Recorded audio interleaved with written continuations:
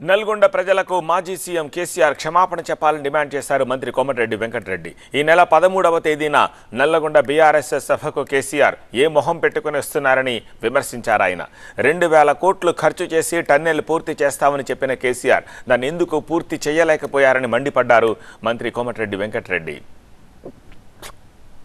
కేసీఆర్ గారు మీరు ఒకటే చెప్తున్నాం, మోసం చేసినా ప్రజలు బుద్ధి చెప్పిండ్రు, మళ్ళా కోలుకోకుండా బుద్ధి చెప్పినప్పుడు నల్లగొండ ఏ ముఖం పెట్టుకొని వస్తున్నాం, కుర్చీ చేసుకొని కూర్చుంటా అన్నప్పుడు ఒక్కసారి సొరంగాన్ని 2000 కోట్లు పెడితే ఎందుకు పూర్తిగా చేయలేదు?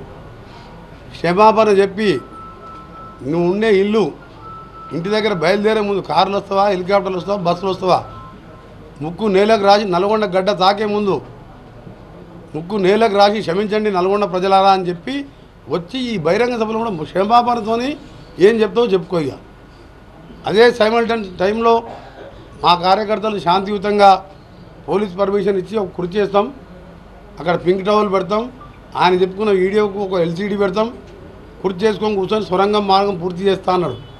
ఆ ఎల్సీడీ పెట్టి చూసేవాళ్ళు ఇక్కడ చూస్తారు. మేము కూడా లిమిటెడ్గా మున్సిపల్ చైర్మన్, వైస్ చైర్మన్, మా టౌన్ కాంగ్రెస్ వాళ్ళు ఉన్న రైతుల సమక్షంలో అది ప్రదర్శించాలనుకున్నాం.